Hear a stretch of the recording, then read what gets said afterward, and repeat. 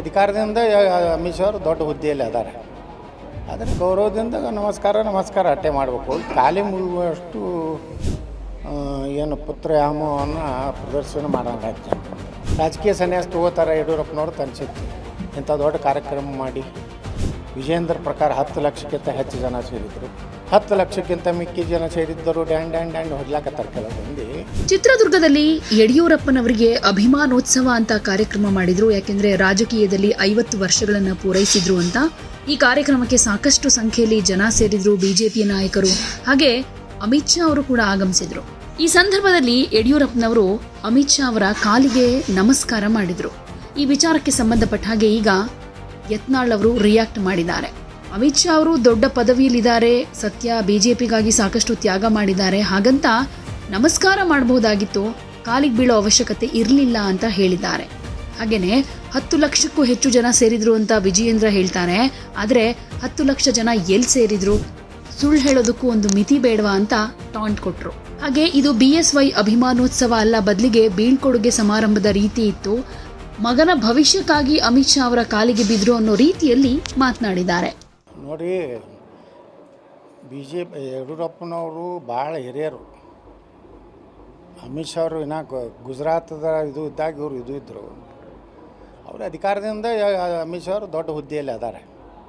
ಆದರೆ ಗೌರವದಿಂದ ನಮಸ್ಕಾರ ಅಟ್ಟೆ ಮಾಡಬೇಕು. ಖಾಲಿ ಮುಗಿಯುವಷ್ಟು ಏನು ಪುತ್ರಯಾಮವನ್ನು ಪ್ರದರ್ಶನ ಮಾಡೋಂಗಾಯ್ತು ಜನರು ಮುಂದೆ.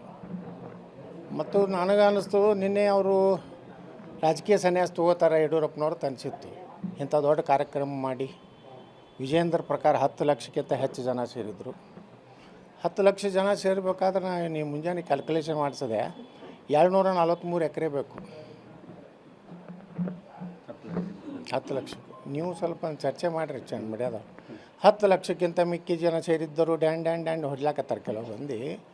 243 ಎಕರೆದಾಗ ಒಬ್ಬ ಮನುಷ್ಯನಿಂದ ತಾನಂದ್ರೆ 4x4 ಜಾಗ ಬೇಕು.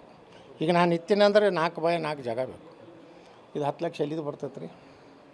ಅದಕ್ಕೆ ನಿನ್ನೆ ಆಗಿದ್ದ ಘಟನೆ ಸರಿಯಲ್ಲ. ಅವರೇನು ಅವರ ನಮಸ್ಕಾರ ಮಾಡಿದ್ದು ತಪ್ಪು. ನಾನು ಕೇಳಿದೆ ಏನು ಪ್ರಚಾರ ಇನ್ನೂ 2 ವರ್ಷ ಐತ್ರಿ ಇಲೆಕ್ಷನ್. ಜನ ಈಗ ಒಂದು ವಾರನ ಮತ್ತೆ ನೆನಪು ಬರ್ತಾರೆ. ಮತ್ತೊಂದು ಏನಾಯ್ತು ಮತ್ತೆ ಅದನ್ನು ಜಯಿಸ್ತಾರೆ.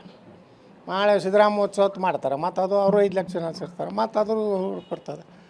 ಎಲ್ಲ ಇಲೆಕ್ಷನ್ ಸಮಯ ಬಂದಾಗ ಮಾಡಬೇಕು. ಈಗಿನ ಎಲ್ಲ ಜನರ ಮೆಮರಿ ಭಾಳ ಶಾರ್ಟ್ ಇರ್ತೈತೆ.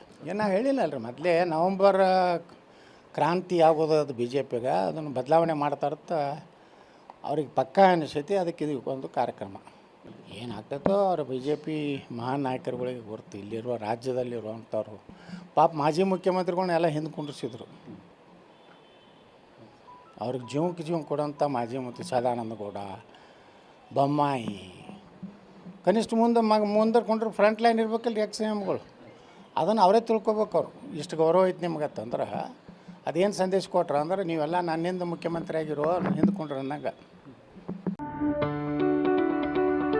ಯಾವುದೇ ಸುದ್ದಿಯ ಅಪ್ಡೇಟ್ ಅನ್ನ ಮಿಸ್ ಮಾಡ್ಕೊಳ್ಬಾರ್ದು ಅಂದ್ರೆ ಈಗ್ಲೇ ಒನ್ ಇಂಡಿಯಾವನ್ನ ಸಬ್ಸ್ಕ್ರೈಬ್ ಮಾಡಿ. ನಿಮಗೆ ಬೇಕಾದ ಭಾಷೆಯಲ್ಲಿ ಎಲ್ಲಾ ಸುದ್ದಿ ತಿಳಿಬೇಕು ಅಂದ್ರೆ ಒನ್ ಇಂಡಿಯಾ ಆಪ್ ಅನ್ನ ಡೌನ್ಲೋಡ್ ಮಾಡ್ಕೊಳ್ಳಿ.